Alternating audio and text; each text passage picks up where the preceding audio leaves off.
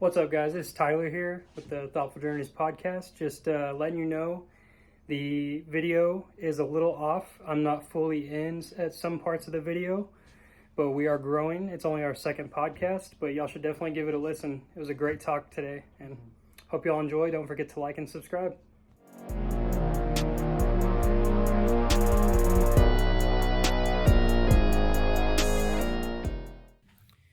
Welcome back to the Thoughtful Journeys podcast.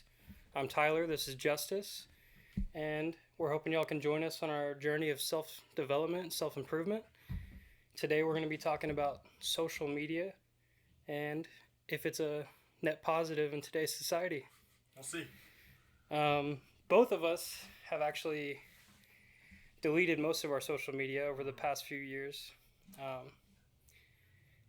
Would you say that's impacted you in a good way?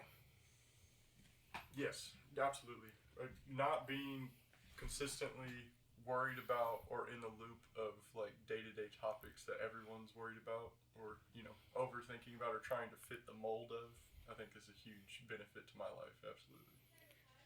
What? That's tough, man, because I wouldn't have started self-improvement if I didn't have that social media. Right. But at the same time,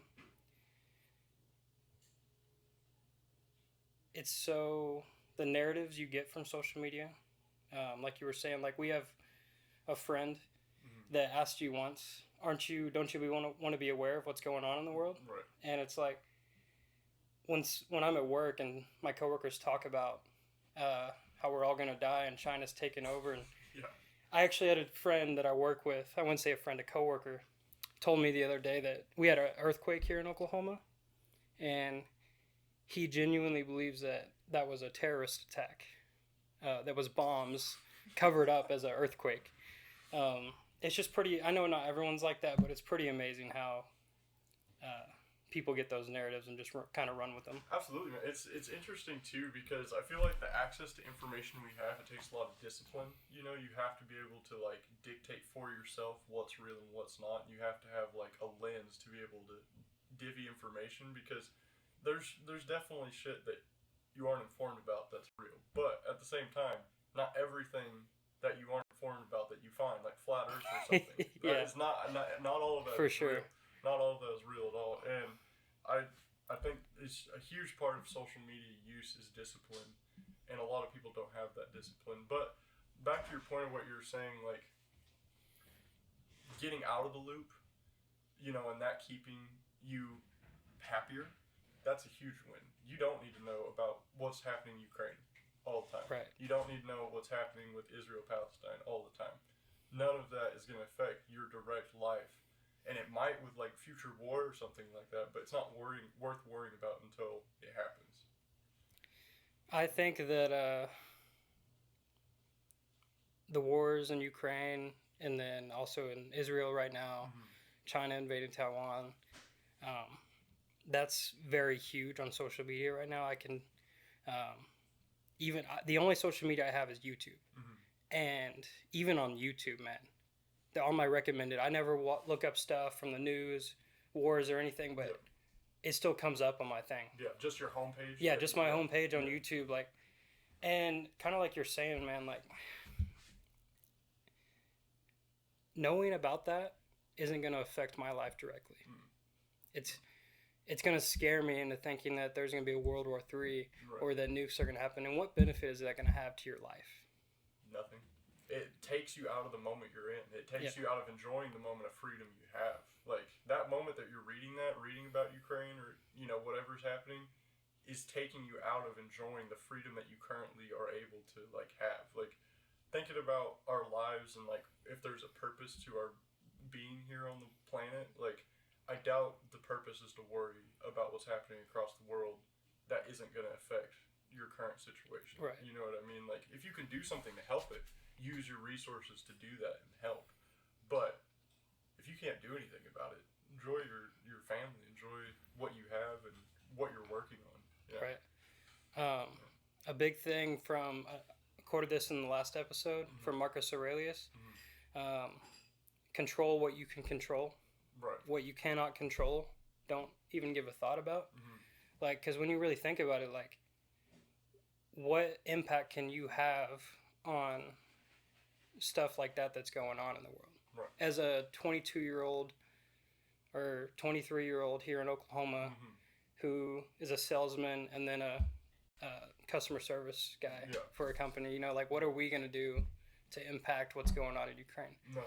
Knowing about that, sure, you can be like, oh yeah, now I'm more knowledgeable about what's going on in the world. Right. But another thing to think about is how much of the media being pushed out is real. How many of the statistics about people dying, because we saw it during COVID, you know, that there was proof showing that certain media companies lied about statistics of people dying from COVID, showing that someone that died from a car accident, they would say, oh, they died from COVID, you know? And it's like, I'm not saying there's not horrible stuff going on in Ukraine or Israel, because there definitely is, I'm sure. But with AI technology and deepfakes and all that, like, how do you even know the videos you see are real nowadays? Absolutely, yeah. And that's, you think about 5 years from now, how that's going to, like, what direction is that going to go? And it's just going to keep getting worse. And it's going to get to a point where we were talking about discipline. You have to discipline yourself to where you just don't take in what is currently on that day-to-day, like, trending social media page. Because if you do, it's just going to be misinformation. And especially when it gets to the point with deepfakes and stuff like that, I kind of see it like it's going to be so convoluted that it's going to pop up. You're going to think it's real, and you're not going to know it was fake until weeks later. And then that person that you work with, your coworker, is going to be talking about that for 2 weeks before it's proven to be fake, and waste 2 weeks worrying about that issue versus living their life and doing what they should be doing. Right. Because I really think everyone has a passion. Everyone has a thing they truly enjoy doing. And if all of us spent our time doing that specific thing more than distracting ourselves with social media or like video games or whatever, people would be a lot happier. People would be a lot more fulfilled. And I think that was a huge part of me becoming happy. It was just getting out of that loop of worrying about, like, during COVID, I was like super tapped into what was going on because I was scared, and you know, I was trying to figure out like what should I wasn't watching like Fox or CNN, but I was just on YouTube trying to learn what was going on all the time. And I even look back on that, like, I could have spent that whole time inside working on music, working on a passion, and I would probably be a lot better off because of it. I remember specifically having conversations with you during that time about it. And I mean, when you genuinely think that their disease that could, you know, kill the entire human race or like fucking do that much damage as we thought it was doing. But then from my own personal experience with it, when I took it from that end instead of what was being told to me, I had COVID a few times. I got sick one of the times. The other time I didn't even realize that I was sick. I just got tested because my roommate had it. And for old people, was it deadly? Yeah, I think that it could be deadly for some people, but a lot of the stuff that I saw it was for people that already had pre-existing health issues. That's where it was just like the flu. The flu can kill people, but we're not shutting down supermarkets and public spaces because of the flu during flu season, are we? Right. You know, it's like it was very concerning to see what they could do to the population in terms of fear mongering and to stay at home and do it. It was just very, and I think social media played a huge part in that. Absolutely, just by feeding specific information. And it's really interesting too, thinking about COVID and thinking about social media and the effect that it had on people during COVID. Here in Oklahoma, like, I kept working, you know. Like, we put up like little barriers in the restaurant I was working at, but I kept working the whole time. I never stopped my normal like working. I just put on a mask but kept doing the same thing I was doing. Now if you zoom out, go to like Chicago or California in that time period, nobody was working except for people that had remote jobs, right? And the people that were in those cities, it was way more stringent. Like, you being out and about was like frowned upon, and like people were having like all the riots with like the statues, people taking down the statues, and all those different things were happening in those cities. So in their perspective, Donald Trump just got elected.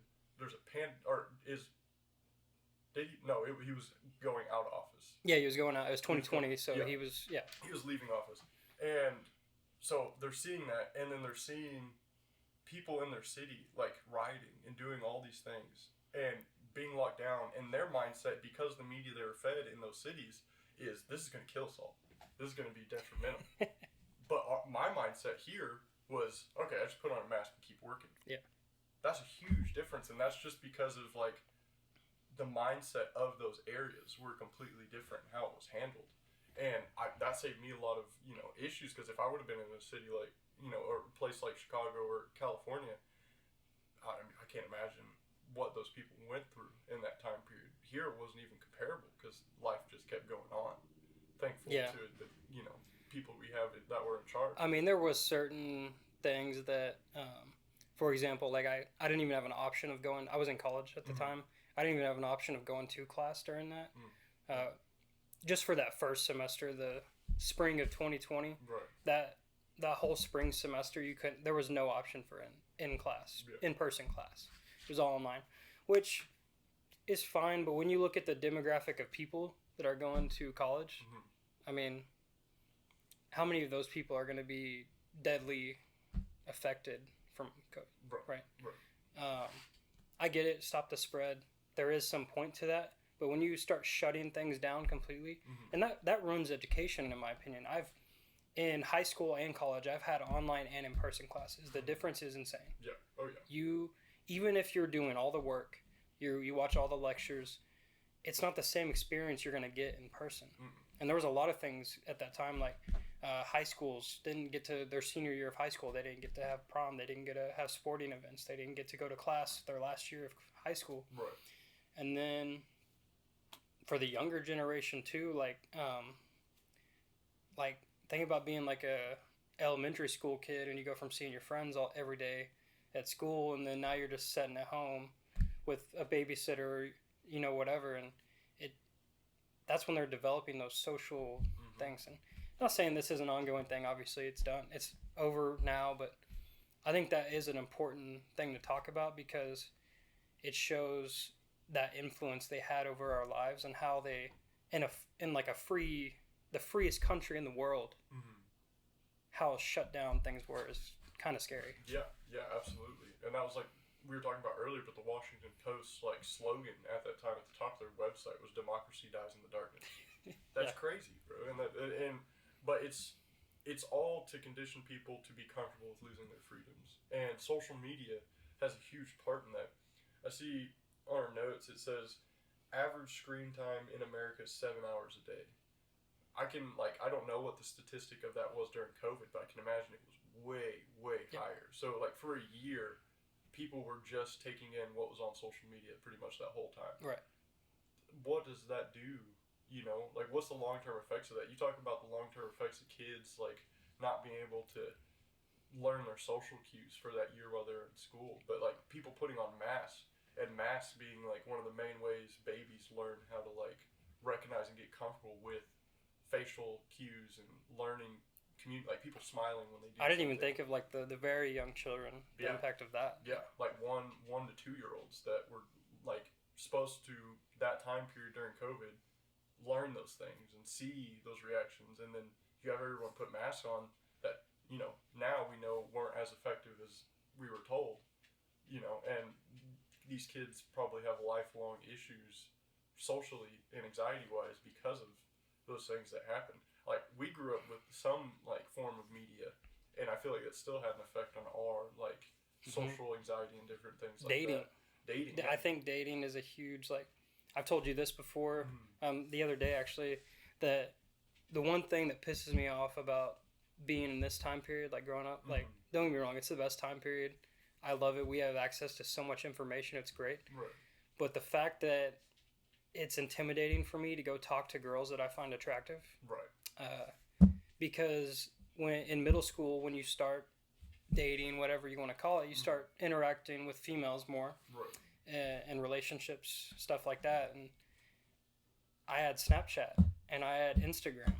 So you get someone's Snapchat, you DM them on Instagram, and then you just text them all day. Right. That's how you interact. And like that's how you approach girls is through a keyboard, Right, not through. walking up to 'em. So now, as a adult, as a 23-year-old, I when I see an attractive girl and I'm in my head, I'm like, damn, I want to go talk to her. I want to go get her number. I want to go give her a compliment. Right. Now, do I still do that sometimes? Yeah, but it's literally, it hurts to do it. Like it Right. feels like weird, Right. and I hate that. Well, And don't get me wrong, a lot of that's on me, like my responsibility too. Mm-hmm. But the social media definitely played a factor in that for sure. Absolutely, man, and that's like people are meant to interact in that way. Like the way we evolved was through walking up to somebody and talking to them and learning about them. That's like taboo now. Yeah. Like especially in big cities, you go and like try to talk to a random person, they're gonna look at you like you're crazy. Like, what? Where are you? Like, yeah, like, no. But and I feel, in Oklahoma it's a little different. You have good interactions with people, specifically older people. Like Yeah. you're out and about, some like older lady is absolutely willing to talk to you and have a small conversation. Like we're at the grocery store the other day and it's like we're getting cat food and lady walks by, she's like, yeah, you gotta feed your pets, it's important. And I was like, yeah, ours is picky, he likes fish. and she stopped to talk to us for a minute about her pets. And I don't feel like I would have gotten that same reaction on somebody our age because No. they didn't grow up with that being like just normal to stop and talk to somebody at the store. It's like weird. And I think a big part of why it feels weird is because social media has amplified the negatives so much of people. Like you're scared of people. My grandma, watches the news all the time and is on Facebook all the time. And I try to talk to her about going on vacation. She's scared of going on vacation to places. And like if Because of the people? because of the media she takes convinces her that everything is like scary. Like Dangerous. people are dangerous. Yes. And that keeps her from experiencing life. That's sad, dude. I don't ever want to be in a position where media keeps me from being able to go see a place I want to see. Like if the place is legitimately dangerous, okay. Like I'm not gonna go to the Middle East in the midst of a war and try Right. to go like Exactly. But like if it's like going to a different country and you read like this statistic of flights have problems going to this country, it's not gonna happen to you. The odds of it happening to you are super Yeah. low, but you let that keep you from going and having that experience? Like it could happen. Yeah. But that's life. Yeah. We could not wake up. Exactly. Like no day is guaranteed. Nothing's guaranteed. Yeah, exactly. Nothing at all. Everything is dangerous. Everything. Like just existing. But people are so scared of like even just having a social interaction with someone because and it's not just because they're scared of people, but I think it contributes to it. I think that contributes to the anxiety of seeing negatives all the time. You run into somebody, you don't think of, oh, this is probably a good person. You think, oh, this could be a problem. I wonder if they're gonna get. Yeah, on you to just me. you just see the extremes, Yeah. so that's what you expect. Mm-hmm. Yeah, man, and I think that's a big effect of social media. Is it's divided us to where like we're more connected. Like you can reach out to somebody across the world, but talking to somebody at a grocery store in your town might be considered taboo. That's a weird. Which like, is crazy. Yeah, that's a crazy. Like comparison. a lot of times too, like going up to, I don't know, you're not big on social media, but a thing that I've seen on YouTubers that I watch talk about is girls. It's a big thing now where in the gym, they freak out and call guys creeps when they're just walking by. Because, Right. like, there's a lot of gym influencers now. Yeah. So, like, these girls, they'll be, like, doing a squat or they'll be working out, doing whatever, and a guy will just walk by Mhm. and, like, look at her, and she'll, like, stop her workout, take out her earphone, and be like, what are you looking at? Right. Like, thinking they're... Yeah. It's like... And then, first of all, this is just my opinion. Don't wear something like that if you don't want to be looked at. Right. I'm sorry, but... Even my wife says that. Yeah. Like we're at the gym and she's like looking around. She's like, "Why would you wear something that like?" And then you get intentionally shows your mad ass?" that guys are looking at you. Right. When you're wearing the most provocative thing Exactly. that you can put on to go to. It doesn't make sense to me.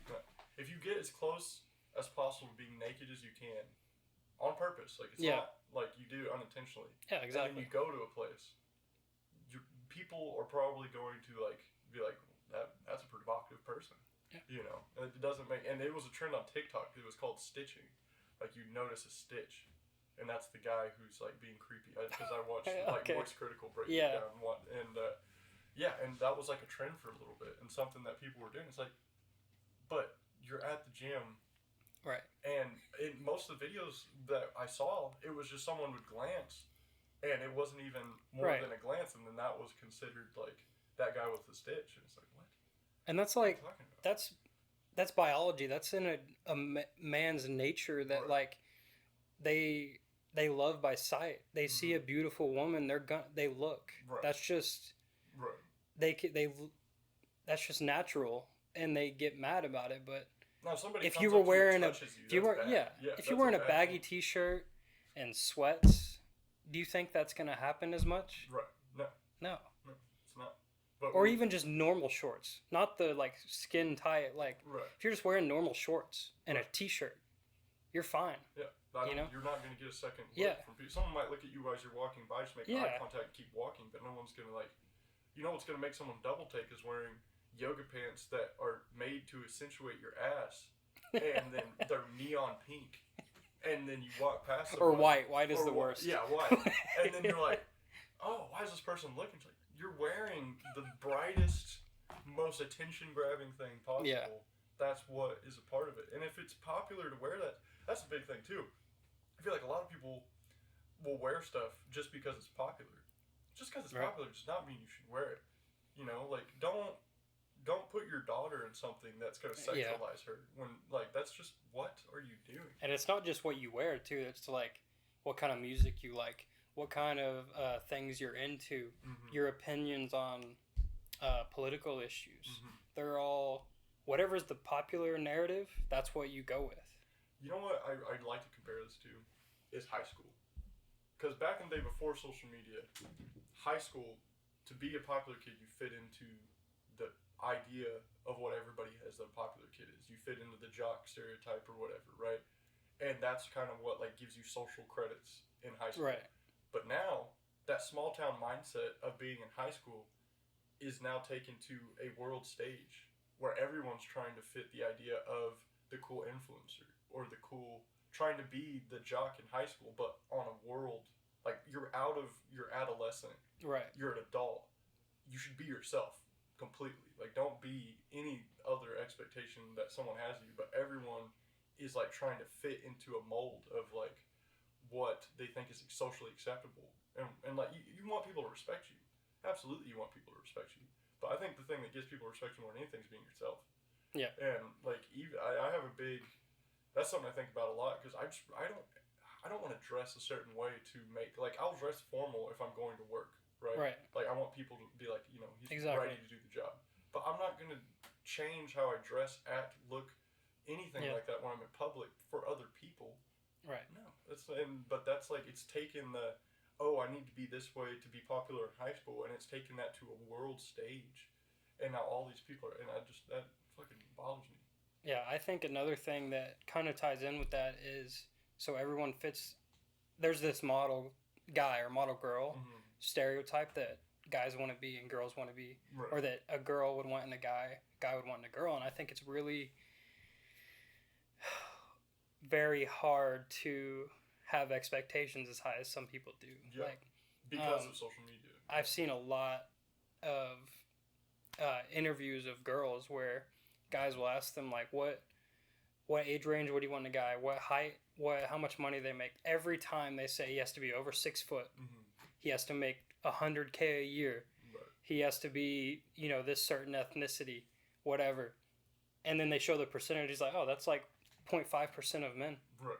and they're like, no, that's not real. No, there's so many guys that no, like if you make like $100K in America, I don't know the exact number, but you're high earner on a spectrum, like you're a high earner. Yes. That's not. And nowadays, people think you got to be a millionaire. You got to have the nicest house and Right. car and to have status. It's like Yeah. it's not even about how much money is in your bank account or what kind of car you drive. No. It's more about like how you carry yourself, your reputation, your character. Yeah. Those are things that true wealthy people have. When you see someone driving a Lambo, most of the time it's someone that they took a horrible loan to get that car Yep. and they're broke, but everyone sees that and they're like, oh, this Right. guy's rich. This guy has a Lambo. Holy Yeah. crap. But it's like, how much debt did you go into to get that? Like, bro, what's your Right. income compared to your monthly payment for that car? And it's like I saw a statistic. We'll link all these in the description, by the way, but I don't know if you've heard of Dave Ramsey. Mm-mm. I don't agree with everything he said. He's a huge guy, and his whole thing is no debt at all, which I don't agree with that. Right. But his whole philosophy is no debt at all, and he's a super rich guy by doing Right. this philosophy. Right. Like he's never had a credit card, or he used to have, but like he took a path where he no credit card. Mm-hmm. He buys houses in cash. He buys cars and everything in cash. Right. And but he had a study that he did with he interviewed a shit ton of millionaires Mm-hmm. in America, and most of them are still driving like Toyotas, Honda Civics. Like they're not driving these supercars because like putting money into that is a liability. Yeah. It's not an asset. Wealthy people aren't buying Lambos. No. Some of them are, but on average, there's more people that are just trying to do that for show rather than actually have the money to afford something like that. Legitimately wealthy people, like a billionaire, is not wearing chains. Yeah. It's not wearing a bunch of, like, okay, some are, but designer clothes, probably No. not. They're not, like, it's not about flashy stuff because those people have their money in things that are making them more money. Yeah. A Lamborghini is not making you more money. It's a liability. A Louis Vuitton bag Yeah. is not making you more money at all. Like, yeah, it's liability and it's just for other people. And that's like internally, are you happy when you're looking in the mirror, or are you happier when someone tells you that, oh, that shirt you have on is nice? Yeah. You know, like what makes you happy? And I don't even think those shirts look nice. No. I think if you're wearing a big shirt that says LV on it, it's a huge graphic shirt. Yeah. And it's like, dude, if you're wearing a plain black t-shirt that fits you well Mhm. from Walmart, you're going to look good. Yeah, you're gonna look fine, and that's all it takes. Yeah. But it's the people approving what you look like is what Yeah. people are looking for. Like, okay, I make six figures. I have $100,000 or whatever. I'm gonna spend $75,000 on junk, so other people can Yeah. look at me and be like, "Oh, that guy's got stuff." But in reality, you now have like what, $25,000 left and a bunch of payments to make. That's insane. And I think a huge part of that is because social media glorifies, especially in like the 2016 to 2018 like hypebeast time period when Supreme was a huge deal and all the rappers like wearing and flaunting the nicest stuff was the most popular thing on social media. I think that contributes a lot to the people's mindset where they think, oh, well, if I get money, I need to buy this nice car, or I need to buy this nice piece of clothing and do this nice thing. And it's none of it has any actual value when it comes to the end of the day. Like, you got to be spending money Yeah. on stuff that's going to, like, when I spend money, I think about, like, okay, I'm investing this, and hopefully one day it will, like, better my family. You know Right. what I mean? If I make a big spend or a big, like, investment, that is, like, what I think about. That's what I'm trying to think about. I'm not thinking about, like, I'm going to buy a $1,000 pair of shoes so someone can look at me and be like, yeah. Well, if you got millions of dollars in the bank, you have a great income coming in, no Right. matter what that income's coming from, and you want to buy a $1,000 pair of shoes, Go for it. yeah, that's not going to hurt you financially. Yeah. I'm talking about the people that like make $100K a year, Yeah. and they go buy like the $1,000 shoes, $80,000 car. yeah, $1,000 yeah, shoes. the chains, Yeah. the $20,000 watches, Yeah. and they're making $100K a year. Yeah. Now, the ultra wealthy people, if they do that, that's not a bad financial decision because they have can. income coming in. Yeah, they can. Yeah. But actually, what I was doing, I was pulling up this thing that I remembered seeing. It's in Time Magazine, but in December 2022, 51% of people who earn more than $100,000 a year reported living paycheck to paycheck. 51% of people earning more than $100,000 a year Oh my reported to living paycheck to paycheck. God. Dude, that is insane. I've never heard that. That is a crazy. Yeah, we were stat. talking about it. I had to bring it up because to get the exact number, but yeah, 51%. And I think that ties into what we were saying is they get these things that they think are gonna make them look good on social, Right. like their social status. Social platforms, not even Yeah. just social media, just being out and about. Yeah. Exactly. Yeah. And it's insane. Yeah. It really is That crazy. is crazy. I grew up. A big part of my financial mindset comes from looking at my family and the mistakes they made, and saying, I can't do that. Like, a big part of my values comes from that. I come Yeah. from a family of people that made bad decisions. Thankfully, I can look at that and make better decisions. But like my mom, she makes $85,000 a year as a nurse. She's constantly in debt, constantly paycheck to paycheck, and can't afford to fix her car when she has problems with it. Right. that is mind blowing to me that you can get into that situation, because if you make above $60,000 in this country, or you're in the 1% of the world in wealth. I think it's lower than that even. Is it? From what I remember seeing, but even if it was 60,000, I mean, that's a very achievable number for Right. almost anyone, I would say. Yeah, because me and Marissa together make $30,000 a year right now. Right. So yeah, we meet that standard. We're in the 1% of the world when it comes to wealth. And then the thing is too, that's less than people making $100K and they're living paycheck to paycheck. Absolutely, yeah. And that's insane. It's crazy. It's really, really crazy, because if you live paycheck to paycheck with any amount of money, that's a bad place to be. Because if you can't put money back, there's a $1,000 expense, like your car needs to get fixed all the time. Like your car needs to get fixed, or something in your house breaks and you need to get that repaired. That's going to cost you $1,000 each time that happens. And if you don't have more than $2,000 put back, you're screwed. No, it is 60. I thought I remember seeing lower, but it is 60. 60,000. Yeah. Yeah, 1%. You're in the 1% of the world if you make $60,000 a year.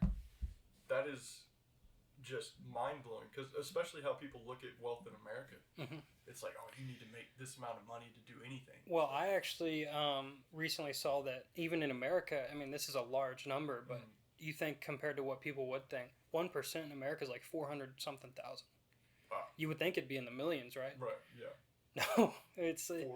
Which for not everyone's going to do that, but I think for a lot of people that is achievable if they put their mind to it and they learn about business and stuff like that. Mm-hmm. That is achievable. Being an entrepreneur is achievable for people. It's just, do you want to stray off that path? Right. That are you going to risk? Yeah. Are you going to take the risk? Yeah. Uh-huh. Yeah. Not saying that you have to make $400,000 a year, but right. It's just saying that you would think it'd be higher for the top 1% of America. Yeah, absolutely. Well, and that's when you get into the conversation of what is actual wealth in this country. I think, in my opinion, legitimate wealth, like being wealthy, is not a millionaire. It's not. It's the 1% of the 1%. The people that have so much money you can't even fathom the amount of money they have. That's wealth. Because you can be a millionaire, and I bet you could still achieve living paycheck to paycheck. I bet your net worth could be $2 million, and for a few years, and you could still be having spending troubles. Someone that's in the $1 billion range, stuff like that, pushing past that even, I even think billionaires. You talk about Rothschilds and families that have been around since the 1700s making money. They're trillions. They're not on the Forbes list. Those people are legitimate wealthy people. What country? Saudi Arabia, United Arab Emirates, all the those guys out there, they're not going to be listed their net worth, but it's trillions. Yeah, it's insane amounts of money, and that's you people try to punch up and say oh, millionaires. The millionaires are the problem. No, they're not. The people that are Bill Gates, that come from a lineage of long-term money and long-term control that influence our day-to-day lives. That is what wealth is. That is true wealth. Because you probably don't realize it, but you probably see millionaires every day. Yeah. If you're out in public doing stuff, you probably see a millionaire most of the time. What if you break down at least one what it takes to make $1 million? It's not a lot. It's not like you have a huge impact. It's a lot of work, but when it comes to the numbers, it's not that many people have to spend $100 for you to become a millionaire. You know what I'm saying? If you have a company, it's not as unachievable as it seems. Even as working a normal job, if you start investing smartly when you're in your 20s, by the time you're 50, you could be a millionaire easy with a average job in America. Right, just with proper investment. Yeah. Yeah, and I feel it's all this lens of you go from being in the middle class, then you're a millionaire, and then all these things are changed. But it's I think millionaires probably have a lot of the same struggles as someone in the middle class when it comes to looking at their finances and what they're able to do. Because when you talk about money in the sense of on a full scale, people with billions and billions of dollars can do shit no millionaire could ever dream of doing when it comes to influence, buying a social media platform or something like that. No millionaire could dream of having that. Yeah, buying Twitter. You're right. Yeah. Elon Musk did. Yeah. $44 billion. There's not very many people, you can count on your hand how many people could have done that. No. Financially. And that is the type of wealth that is that's where it gets into this is a lot. Yeah. You have a lot of control, a lot of ability. Like, you can have a private army. That's dangerous. That's scary. I have an interesting perspective on wealth, though. Mm-hmm. I just think the definition I have of wealth, or I see it as, is different than. I don't think money is the only thing involved in wealth, because I see wealth as a very beautiful, prosperous thing. Right. I don't see it as those. There are those people in control that have a lot of money, but I think wealth is your relationships you have in your life, your network, the people you're around, your health. I think your health plays a huge part into your wealthiness. And then obviously the money, it doesn't have to be billions or whatever. I just think it has to be at a certain point to where you have time freedom, location freedom, and then financial freedom, meaning financial freedom, like you can be like, your friend comes up to you, hey dude, let's go to Spain next week. Okay, yeah, don't even have to look at the bank account. Let's go to Spain. Yeah. And then the same with time freedom. You don't have to be like, oh, I have work and doing all this. Right. That's wealth to me. Not having, because you don't have to have billions of dollars to be that. Yeah. To be free. Empty and sad. It's more about freedom to me. Wealth is than achieving the most wealthy, like financially person in the world, like having the most money. I don't think that's wealth. No, and that's a beautiful point because I think freedom is the biggest thing involved. I completely agree with that. And I think wealth is a different term for each person. Because for somebody making, $100 million could be their sole purpose, all they want to do. I would much rather have six figures and be extremely happy with my family, with my life, and be able to go on vacation and enjoy that time on vacation with my family.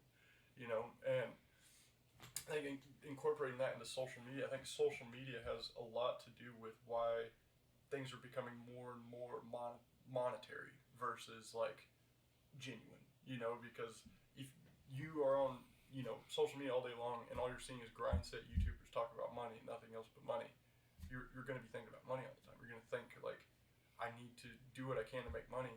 But in my opinion, you need to get a whole foundation built in your life before you make any money. You need to have a good understanding of who you are. You need to have, like you said, solid relationships around you. You need to be able to sustain yourself. Just sustain yourself, not even be rich, but just can you buy food, pay your bills, and still have money to put back? Can you do that? If not, that's not right. You can't even start to become wealthy if you have that. It's more of a behavior issue than it is a spending behavior rather than your income. Yeah, absolutely. To start out, at least. To start, yeah. Yeah, to start out, if you all those people making $100K living paycheck to paycheck. Mm-hmm. That's a crazy. There's 51%. Yeah, that's crazy. I'll just say last year, I probably made around 40,000. Right. I was able to save.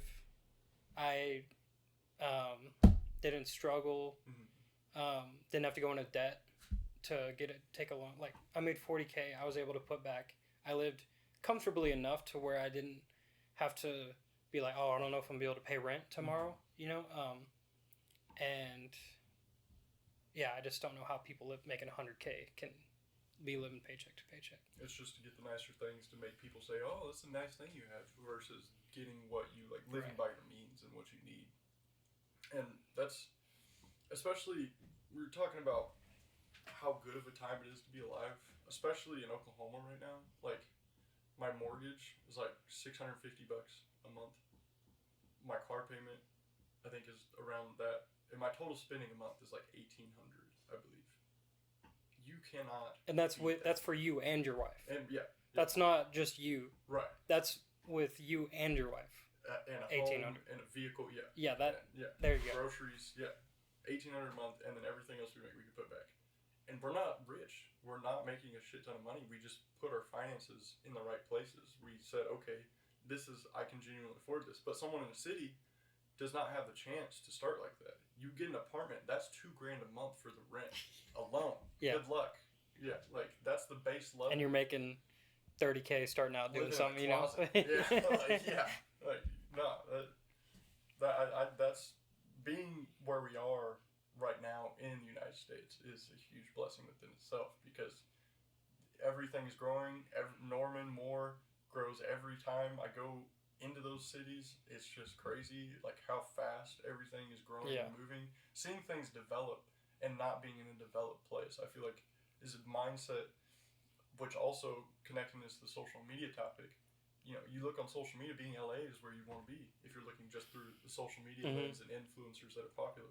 Being in New York is the place you want to be. And if you want like ease of access to like connections, you know, go spend some time in those places. But when it comes to developing that foundation that I talked about where you can actually become wealthy, I don't think you can truly achieve that. Like it's like you're either broke or you make it. There's no in between. That it doesn't have to be that way. No. It's like it's setting up like they want things to be that way so people Yeah, there's two groups of people. Right. That's not how it is. That's how like social media wants you to think about it. It's like media we're fed wants you to think like, well, I either have nothing, I'm living check to check, or I'm rich. Like people want you to think that, but in reality, if you play the game right, like you can make 60K and be happy and have everything you need. Yeah. You don't need to do that, and I think that's really lost through the perspective and lens of just looking at everything through social media. It's because it's like you're the haves or the have-nots. It's not. That's not the case. Because you set expectations based on the people you see on social media. Right. So you see all these millionaires or whatever, you know, Yeah. talk about this stuff, which that's great. Like, don't get me wrong. Like, I'm not setting my goals lower because I realize that billionaires are you don't need that much money to be free, but like set high goals, you know? Like if you want to, I don't think there's anything like morally wrong with wanting to be a billionaire. No. But I do think that once you get to a certain point with money, and then there does come power with that. Right. And I think a lot of people that might be good, they just it's temptation, you know, you see that opportunity to have, for example, with social media, you know, you could influence millions of people to doing a certain thing. You have that power to do that. Right. And for like all the crypto scams there were, like some of those guys were probably good guys that just fucked up, you know, they made a mistake, but they scammed the shit out of a bunch of people, some normal fucking people, spent all their money on this scam crypto coin, and then, you know, he makes a shit ton of money from it, and then the whole thing crashes and they all lose their money. Right. Like they have the power to just take all your money and screw you and make more money. Right. But I don't think everyone goes in. Everyone that does bad things like that, I don't think they go in necessarily like I'm gonna fuck people over, you know. But when you see those temptations, when you have that power, like, oh, I have millions of dollars. What's another? I can easily make this $5 million by scamming people. Man, that $5 million sounds nice, you know. Right. But at the end of the day, because I think that's a great point, Harper, is because you can be a billionaire and still be a good person. I think that's possible. To make $1 billion, you're gonna have to fuck people over. That's just a part of it. But it's what are your intentions in doing it? What are your intentions in once you get it? What do you do with it? You know, like is it for you to fulfill a power fantasy? Is it for you to have control over people so you feel good about yourself, or is it so you can support your family and make sure that your legacy and lineage is good to go? Yeah. What's the motivation? Because if it's to control people, I don't respect you. You know what I mean? But if it's to benefit your family and your lineage, and that's your sole motivation, I can respect it. And you want to keep going? You want to keep going to $1 billion? So you know for a fact your grandkids' are going to be okay? Yeah. Go, bro. I respect that. Keep going, bro. I love that. But I do too. And it just depends on what your motivation is.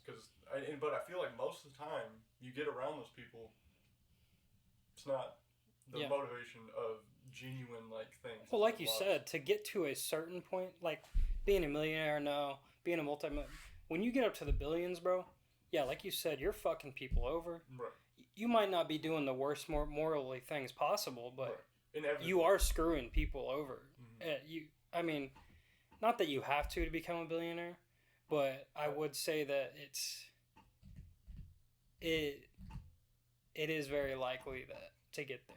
Yeah. Because I'm not trying to be like, make an excuse, be like, oh, you have to do bad to get there. Because I don't want to be like that. Right. To like call billionaires bad people. Because I'm sure it's not. But like, at a certain point, it gets so much that it's like, what deal did you screw someone over on, you know? Right. Because it's business. People screw each other over in business all the time. How do you make a lot of money in business? Making something cheaper. How do you get the cheaper product? Generally, it's going to a country where people don't have anything, and you get them to do the work for you for a cheaper price. And then instead of paying them a good wage, you pay them $1 for an hour, right? Like, I think the Congo and them mining for the stuff to put in our phones, stuff like that. Like, that's a great example of, okay, everyone wants to have an iPhone. Okay, you want to spend how much money on your iPhone? $1,000. How is that possible? Well, we're going to have to pay these people $1 a day for them to mine cobalt and put that in the air into their bloodstreams with no safety regulations so that you can have that phone for that price. And like people say, well, that's the give and take of, you know, capitalism, society being set up that way. But if you just put a little bit of that money that you're making from that, because like how profitable are phones? It has to be insane, right? Like it's insane. I sell phones, by the way. I'm a phone salesman. That's what I do right now, and it's crazy how many like people prioritize having those newest phones, and like you said, they're $1,000 now, which is insane, bro. You like there's a Galaxy Fold phone, $1,800, bro. You can get a fucking used car for that. Right. Like it's insane, and yeah, like you were saying, how much compared to what it took to make that, and they're selling a phone for $1,800. Right. I don't know exactly how much it takes to make that, but there is not a phone worth $1,800. No, it's probably cost a couple hundred, maybe, to make that phone, maybe. Yeah. And you're making like a 4x profit on it. Why don't those people recycle some of that money back into people that are getting the resources to give them a better life and give them an opportunity? But that's not the mindset. It's an us or them mindset, especially when it comes to business. Like capitalism, I do not mind it. I don't want communism. Not a good idea. You know, like it never works out. There's been multiple history, like case scenarios where communism's been tried. Guess what? Never works out. Greed and corruption always overtake that to where people get fucked over, especially the people at the bottom. Capitalism and business, I think, could be a great thing, but it's very like solidified that's us or them. Like America has to fuck over every other third world country, or we can't have the life we have. I don't think that's true, because if instead of making an extra $100,000, you made an extra $50,000 and cycled that other $50,000 back into that third world country's economy, they're going to start prospering. But if they start prospering, they will compete with you, so they don't want competition. So that things could be better, things could work properly, but people get greedy, and that's like if you're a billionaire. Do you let that overtake you? Like that extra $100,000, you know? Is that going to make your decision on if you're fucking... Is that going to change your life? Right. No. You know? No. Would that $50,000 injected into that third world country's economy change their lives? Multiple people's? Oh, yeah. But you're not going to let that happen, because you're like, for me, I'm them. I'm the one who's going to win, not them. Like, I don't like that mindset. And that's really where, when I start looking at, like, very successful people, that's kind of how I draw the line. It's like, do you end up making decisions based on the good of people, or do you make decisions just to keep propping yourself up further and further? Because there's a line. There's definitely a line. For sure. I also what you were saying about like you need that extra $100K for more money. I've seen a lot of, I watched a lot of podcasts with entrepreneurs on. Patrick Bet-David has some on Modern Wisdom. Chris Williamson, that's another podcast. There's a bunch of like entrepreneur podcasts out there though, but most of the time, a number that they kind of all stay around is once you're making $10,000 a month after tax. Right. There's $10,000 coming in every month. After that, your life doesn't really change that much. Right. Yeah.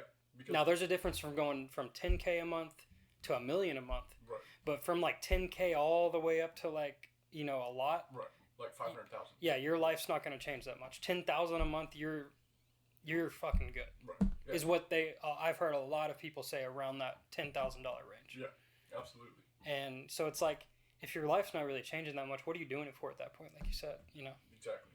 And it's power. Yep. It comes down to power. It comes down to, because that's like the families, like I mentioned earlier, the families that have been rich since like the 1700s. they're still making moves to make money, but they're not doing it for money reasons. No. They're doing it for control. They're doing it so they can influence things. It goes beyond money. Like, money eventually becomes a secondary to control and power. Yeah. And I mean, money's just a tool. I mean, yeah. they print money. It has no value. Right.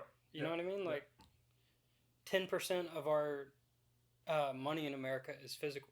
Right. 10%, bro. Like, that's crazy. You think about only 10% of it's a physical thing. Like, I mean, when you put that in that perspective, man, like, think about if power goes out, you know? Yeah. Inflation's not a problem anymore because only money's not a currency at that point. Currency is what can you trade with other people. I mean, I think a lot of people, they don't understand that. They don't see money as a tool like that. They see it as this, because like the question can money buy happiness? Right. It's a tricky one because I used to always say, oh no, fuck no. Mm-hmm. But at the same time, it's like money is what gets you those freedoms that makes you happy. Right. So it depends how you use it. Yep.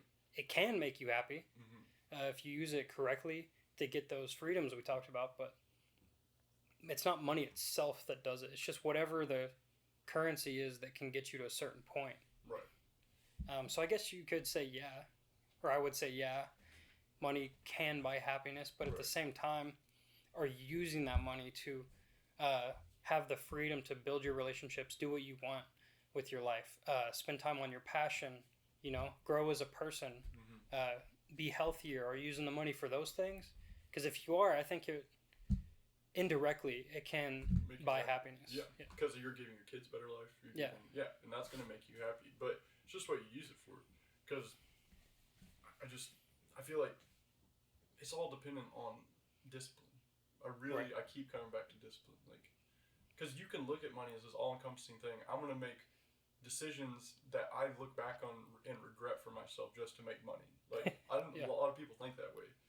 I could not justify that because it's not worth being 60 and saying, okay, I have $10 million to my name, but I can't stand the thought of what I did to make this money, so I have to get fucked up all the time to avoid, acknowledging that I made those decisions. Like, and yeah, it just comes down to discipline. It really does. And I think even with social media, money, comes down to discipline and you knowing what truly matters. And I feel like a lot of people will say, like, well, what truly matters to one person doesn't truly matter to another person. And I agree with that because everyone's values are different. But at the same time, I think at the end of the day, people want their kids to be happy.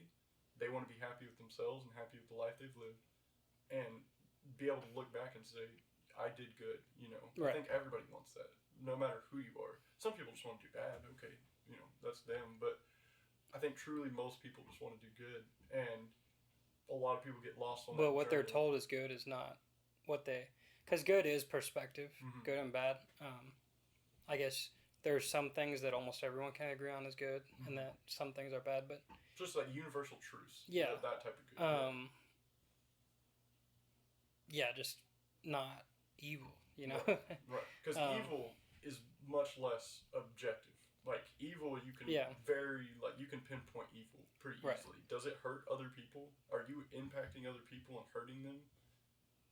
Probably evil, And are you making decisions just to better yourself and fuck everybody else? It's probably evil. Yeah. And that evil's easy to dictate for me.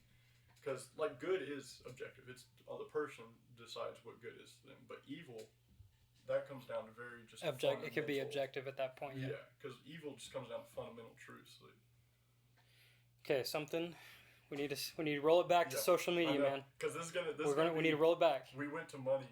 Yeah. Yeah, we went to money. So TikTok specifically is something I wanted to talk to you about and share with everyone. I only had it for a couple months, and I deleted that because I was spending way too much time on it. Yeah. The content is specifically curated for you to get you to stay on there for so long. As much time as possible. Waste your time. Right. And those short form videos, they mess with your attention span, and a lot of it's just BS. Like, I don't care about girls dancing around or stuff like that. Like, and that's most of TikTok. Right. That is most of TikTok, which I don't think those things should be banned. Like girls dancing, video games, stuff. I don't think that should be banned off of social media.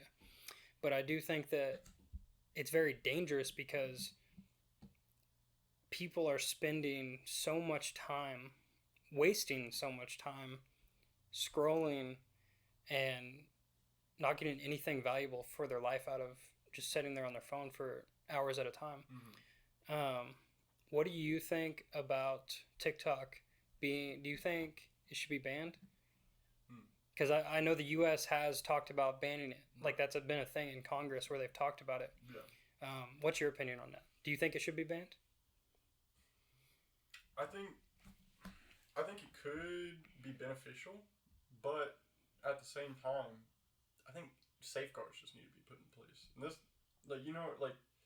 because it could be good. TikTok, like we talked about earlier, TikTok, in China, they feed positive information through it. Right. That probably actually benefits their society. It's just like you said, America, our freedoms are being used against us by saying, okay, you can say whatever, do whatever. Let's feed you whatever all the time and see if your people can actually make the right choices. And that's where, because TikTok, just like Facebook or, Twitter, whatever, all of it's a time hole. All of it will get you to stay on there for way too long. But overall, what is someone taking from using that? I feel like if that was what was considered, it could be a positive thing. And that it would be a little more productive. But the trap is, with social media and TikTok, is you say, okay, I'm going to use this for a constructive purpose. I'm going to learn from this. Right. You're still going to end up talking about Israel, Palestine, or Ukraine eventually. Exactly. Because it's going to be on there. And overall, I think all social media it shouldn't be something that you allow yourself to do more than 30 minutes to an hour a day. Do you see, because I personally, I do. I see TikTok in a different light than all other social media. Because it is a foreign country feeding our country information. Yeah, I see it as over here, Facebook, Instagram, Snapchat, Twitter. Those all have their issues as well. Right. But I see this as almost like a attack on, our information. And like you said, they're using our freedom against us. If a foreign body can use it to negatively affect our population, it should be banned. Right. Or there should be guardrails put in place to make it to where they can't use it in that way. If at least restricted, if not banned. But that's all social media. But if it's specifically, if we're talking TikTok, a foreign country feeding our population a narrative to make them believe less in democracy, believe less in each other and unity and hope and nationalism.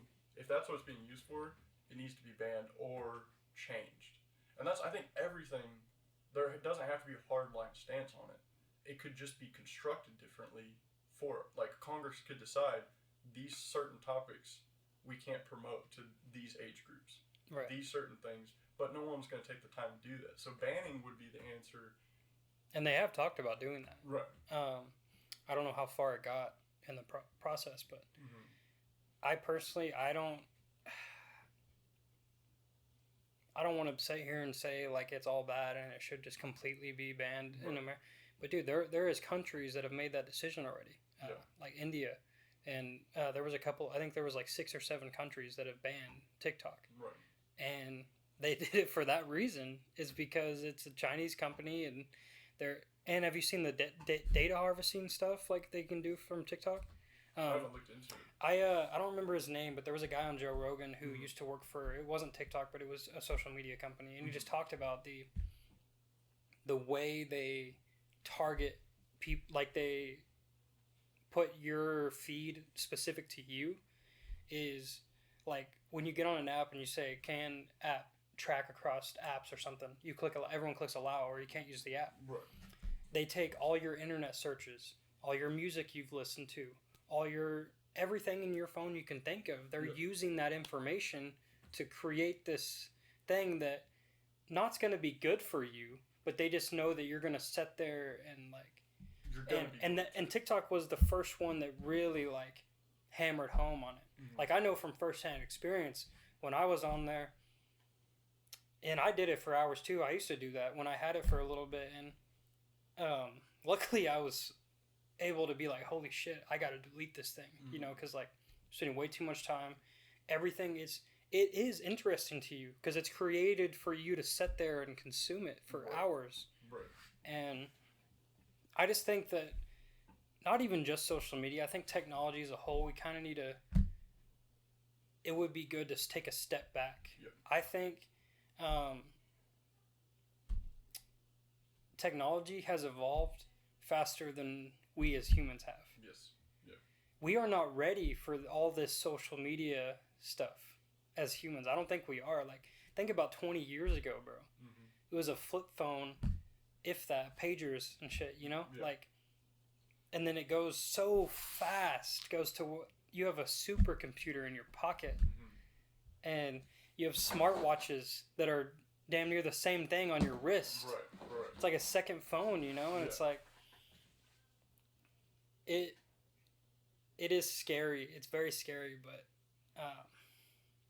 like you were saying, I think if you have the discipline, it's not easy, but if you can curate your information to where you're following these set of people, mm-hmm. when a topic you know isn't going to benefit you comes up, you hit, I don't like this, right. and you curate it to where stuff's going to come up that's going to help you develop as a person, mm-hmm. help you learn something, help you get better in these certain categories that you actually want to, that you're going to benefit from in real life. Because if you're just using it to consume for entertainment, there is good in that. Like, if you want to sit down and watch a movie, just turn your brain off and relax, every now and then, I think that's totally okay. Yeah. But, you know, like we said, the average screen time is 7 hours a day. How much of that is TikTok? Right. Or Instagram or Twitter, just scrolling through? How much of that is texting your friends, boyfriends, girlfriends, hey, what are you doing? How was your day? You know, like, let's sit here and text for 10 hours a day. You know, what the hell is that going to do for you, you know? Right. Like, right. I think getting back to the simpler things in life, like nature, relationships, and understanding that this is not a natural thing going on, you know? Like, this technology age we're in is not, like, not that it's all bad, because I think it could be. There is so much I've learned from YouTube, podcasts, mm-hmm. and stuff like that, but I really think the best things in life, the most valuable things in life is nature, the relationship you have with your friends, your parents, absolutely. Your brothers, sisters, mm-hmm. your loved ones, your wife, husband, and just growth as a person too. And I think those are more important than anything. What do you think people could do to take steps to make it healthier, to make their consumption of it healthier? So the easiest thing is what we did would be delete social media. Mm-hmm. You don't have to do it forever. Right. I mean, I did it a couple of years ago, and I still don't have Instagram, Twitter, Facebook. I have YouTube. I guess you can count that, but like I do run into some stuff, but like usually it's curated to where I'm getting educational. I mean, most of it's podcast. I just like watching the video form of podcast. Yeah. But deleting Twitter, deleting Instagram, deleting Facebook, I think just deleting that, do that for a week. See how when you have conversations with people, you will see how your perspective changes, mm-hmm. just by doing it a week. Mm-hmm. You will literally see how the way you think about things, you actually sit there and think about it. Because they just see something, they just see someone give their opinion in a TikTok video, so they're like, oh, did you see this going on? Like, that's so fucked up, whatever, blah, blah, blah. Mm-hmm. And you're like, I wonder if that is fucked up. You go through a few articles, you look up, like, you know, you're wrong. Like, just the other day at work, man, I had this coworker. He was talking about how, oh, red meat's bad for you. I'm going to stop eating red meat. Yeah. And I was like, what's bad about it for you? He's like, it's going to give you cancer, all the carcinogens and stuff. And I was like, oh, okay. I was like, it's funny because, like, I've heard a lot of people say the carnivore diet has been really beneficial for them, where they literally just eat beef. Yeah. Yeah. Like, that's literally all they eat. And I told him that, and he's like, oh, no, man, that'll give you cancer. So I was like, okay, fair enough. You know, I was like, I'm going to look it up, you know. I looked at like 5, 6 different articles, bro, and they were all like, processed red meat is where at the top of everything. Like, that's where you can get carcinogens and stuff. It was, but when it was there was no. I didn't see anything in there about a grass-fed steak, Right.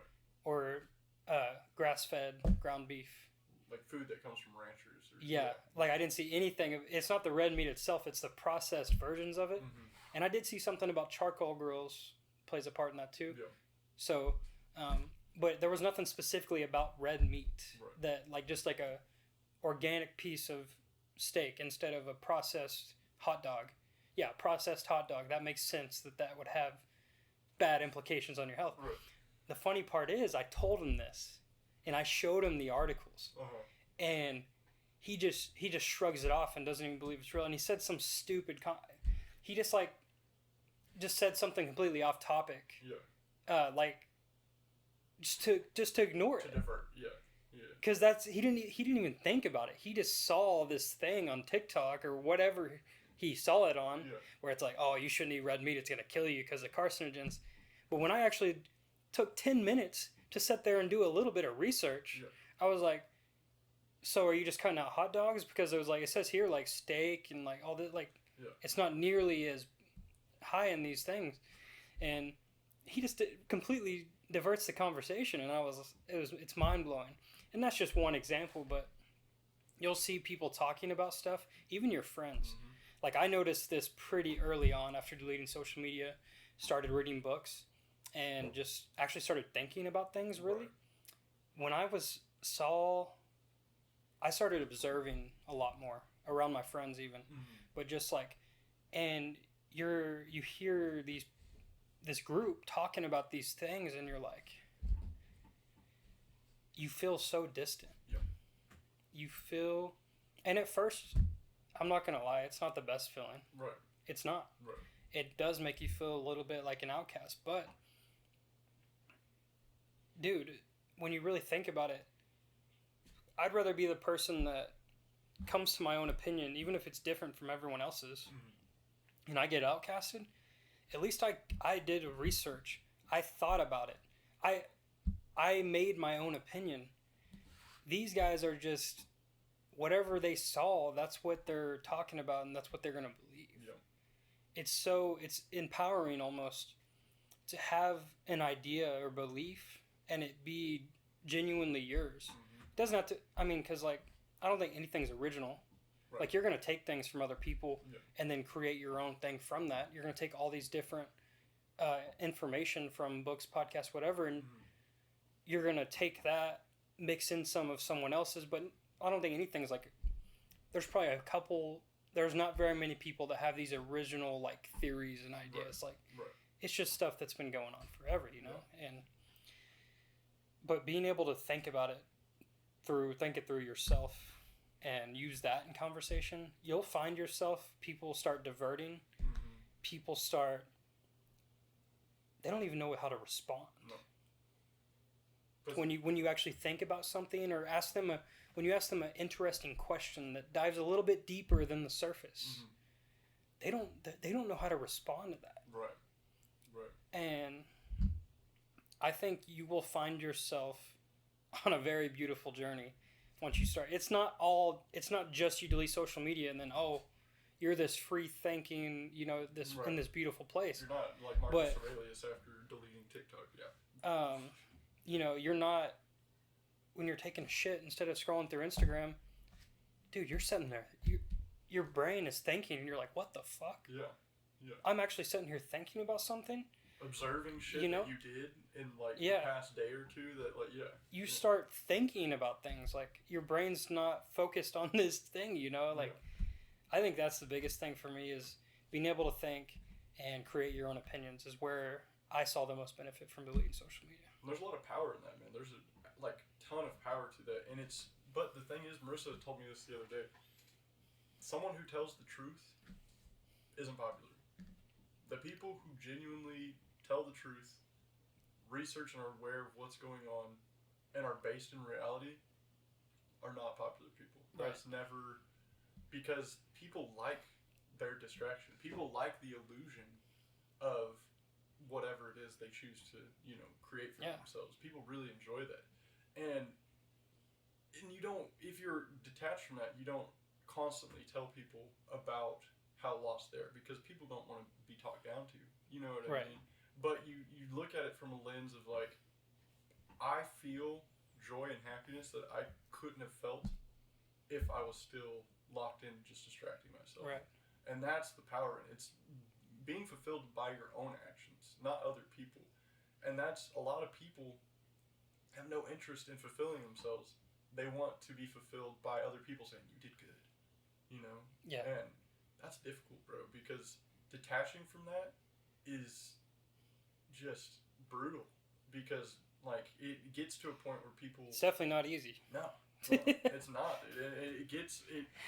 It's rough. It really is, but it's courageous and it's brave, and nothing that is courageous or brave comes without some self-sacrifice. It winds up being beautiful, though. Yes, yeah, because down the line, when we're old men, we'll be able to have like conversations about what we believe in, and it be our true beliefs from our life experience. And we get to share that wisdom down. Yes, to our kids. And that's give them the freedoms that you're talking about. That's the most empowering thing there possibly is, and that's what inspires me to move in that direction. But like, dude, there are way, way, way more people that would rather be distracted than to be informed, And I really, really am happy that you're my friend, bro, because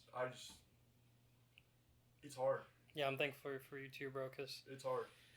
There's a lot of people that I grew up with and that I've been friends with that lately, or just over the last few years, I feel that distance from, and there is a part of me that wants to be like, I want to bring you on this journey with me kind of thing. But when I bring up stuff like that to some of them, sometimes they respond to it and they'll talk about it a little bit, but most of the time it's just like it's almost like a joke to them, They just don't understand. And because they'll go right back to TikTok and not think about it. Yeah, you're not gonna be able to bring everyone on the ride with you. No.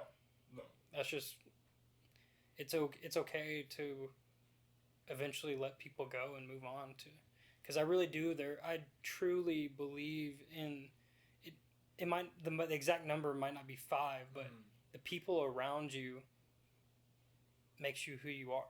Like the quote is, the 5 people you spend the most time with, that's who you are. And like, it might not be 5 exact number, but the point is, like, the people you surround yourself with, that is a reflection of yourself. And you could even apply that to media too. Yeah, so like the 5 most like podcasts you listen to, you apply that to, that's the way you think, And I learned a lot of how I look at things too through life experience. I'm a big because when I was getting out of high school, we've talked about it in the last podcast, I was having, issues with depression, different things like that. I didn't know what faith I believed in. I decided, I said, if I believe in something, it's going to be through some kind of proof. Well, my faith isn't in anything specific. It's in, there's something greater than me, and the reason I believe that is because I don't believe in coincidence. Because when I said I'm believing something if there's proof, the proof I got was realizing all these things that I really value that have changed my life for the better came through coincidental experience, that the odds of it happening are super low. So that gave me, because I considered myself like agnostic, I didn't believe in anything. That gave me faith, because it was like, I believe through my own experience, what I've witnessed, through the things that are coincidental that changed my life, that have like a % chance of happening, that happened, that made me who I am today. That gives me faith, And also experiencing everything for myself, so that I have something to say about it, not from TikTok or someone else's opinion, but from my own experience going through that thing. And those two things, those two values, are what I tried to implement myself more than anything when I was at that depressive state, and it completely changed my life. Completely changed my life. And you can't experience everything. Some things you have to, if there's direct proof that it's going to destroy your life, stay away from it. Like, dude, I knew you not super well, but I knew you in that time before period. This. Yeah. And when I first came over here, that for the first time we hung out in so long. Thank goodness for Matthew, connecting us. But dude, it was amazing the transformation you've made. And like I told you this before, bro, but like I kind of look up to you in a way, or I had at that point, because I saw you, the way you thought about things, where you got to from where you came from, and you really taught me how to open up my mind and think this way and start on this journey. And I think it was hard for me to see that in someone my age. Yeah. Like, it was hard for me to see myself going on that journey. Right. But once I saw you doing it, I was like, this guy's the same age as me. Yeah.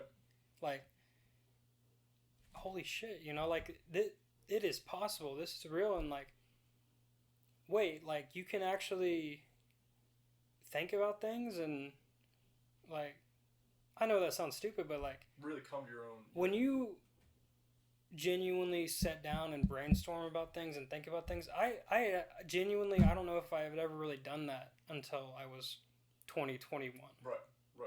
20, 21, Most people don't do that until they're 40 or 50.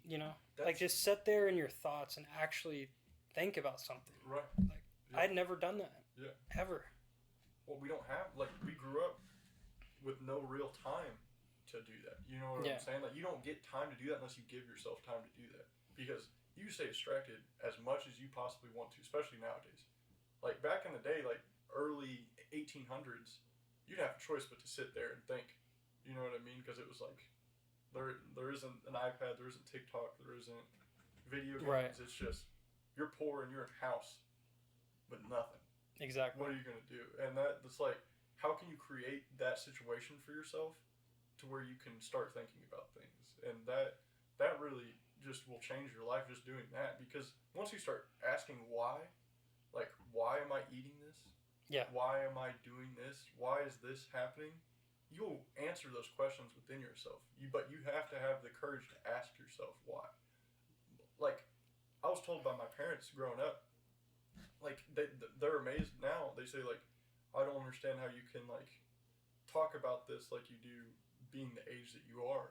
And it's because I took time to think about it, And they, like, my mom and my dad both have not thought much about the decisions they made. They ignore them. It goes off to the side and they keep distracting themselves with something. You can't do that. You can't live life like that. I love that, what you just said, man, because when you think about the asking why, I don't think I haven't heard that too much, and I think that's a really important thing to emphasize is when you believe something or you have an action, you do something, like, why did I do this? Or you're arguing with someone about let's just say a topic. Why do I believe the way I do? Right. Ask yourself that instead of, because I think that's something a lot of people don't do. They don't know why they believe the way they do. They don't know why they think that's cool. They don't know why they think that clothing brand's cool or that car is cool. They don't know why. And just asking yourself why, is a very important question. Like, a lot of people want a lot of money. Why do you want to make a lot of money? They don't know the answer to that question. Right. They just know they want a lot of money. Right. I'm gonna connect this to a story I've told you a few times, but I want to tell it on the podcast because it's a really fundamental part of my, like, mindset. 15 years old, complete idiot, doing stupid shit all the time. I have no sense of why or asking myself about what I'm doing or anything like that. I'm 15, Yeah, I mean, you're 15, yeah. With friends, we're all being stupid together. And another thing, America specifically, like, we're never told to ask ourselves why. We're told what to think. It's designed for us not to ask ourselves why. But with friends, 15, hanging out, I've never smoked weed, never done any drug or anything like that, right? I take mushrooms. The first thought I had when I felt the mushrooms is, why am I eating this Twizzler? Why am I eating this gelatin? That was the first thought I had on that psychedelic, and that's what changed my mind. As a 15-year-old? As a 15-year-old. That changed my life completely. And I remember it so vividly. All my friends looked at me like, what are you talking about? And they laughed. But I was like, why am I eating gelatin? This doesn't come from the ground. Yeah. Like, that happened, and that completely changed my life, because why are we doing anything that's unnatural? You know, Yeah. like why? Like why are we eating processed foods and meats that go through a bunch of different processes to get to where they're at so they can stay, preserved, Yeah. versus eating something that comes from the ground or is raised by Candy someone. instead of fruit. Yeah, exactly. Yeah, because fruit and candy is both sugar. Yeah. But one's way better for you than the other one. One's grows in the fucking earth. Yep. One is sugar, processed sugar. Like Yep. it's insane. And that's what really changed my mind. That was the first time I asked myself why. Was eating a Twizzler, looking at it, said, why are we putting this gelatin in our bodies? That was the first. That's crazy. You had that at conscious 15 thought. too. Yeah, that was the first conscious thought I had. Yeah. At 15, bro, that's beautiful. Yeah. Because I didn't really have a thought about food. Well, I just said like about anything really until 2021. But even about food, it took me a little while to even start thinking about that. But when I did, man, it is crazy to think about. Dude, it is insane because like you. And we got to do a whole episode talking about food. We have to. Yeah, absolutely. Because it's huge. It's huge. It's important for people to know too. I don't think a lot of people are. We're definitely not taught in school about nutrition. No, we're never taught in school to ask why. We're taught in school to how to think about things. You're taught directly. Yeah. This is history. This is how you should think about it. You're graded on it, and if you think about it differently, you get a bad grade.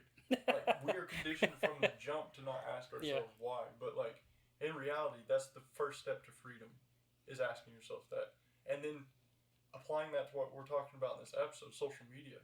Ask yourself, why am I looking at TikTok? I bet it's because you're bored and you want to waste time. Right. That's not a good reason. It's not. Okay, so I want us to both do this, but you can go first. Okay.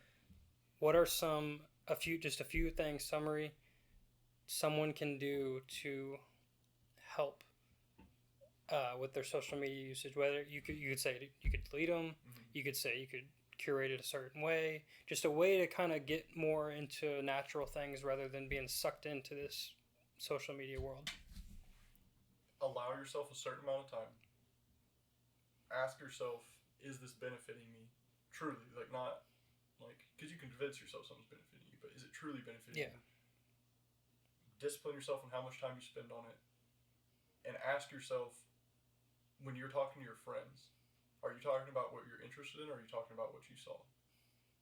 I think those three things you will love it. Yeah, you'll feel. What about you?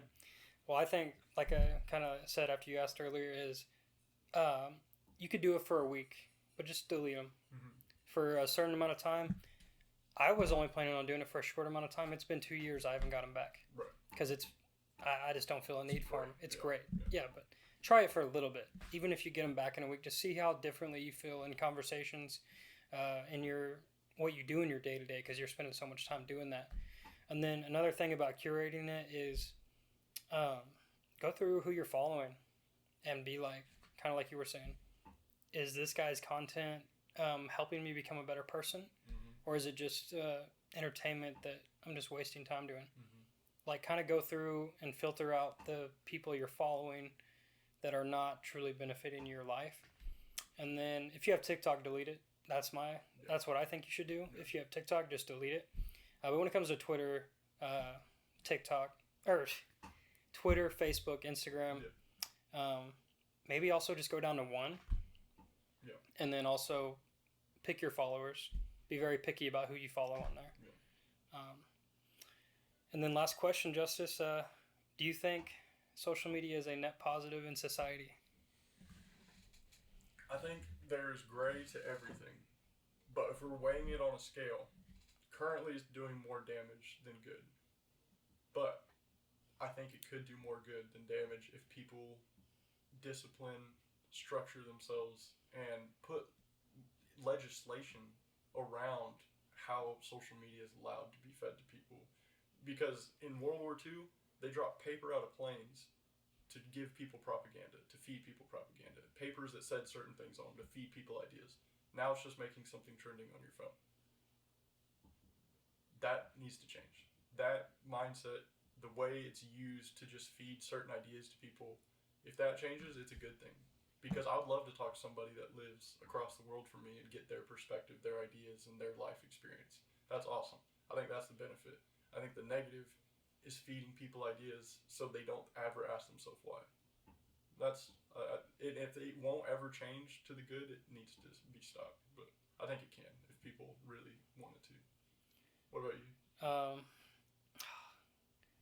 I think coming into this, I was gonna say it has not been a net positive, but I have to say that it has been, because kind of like we talked about in the first episode with the access to information we have. Yeah. Now you can do that just through the internet, but when I had really bad anxiety and depression, and at one point even had suicidal thoughts, and randomly I came across a YouTuber named Hamza that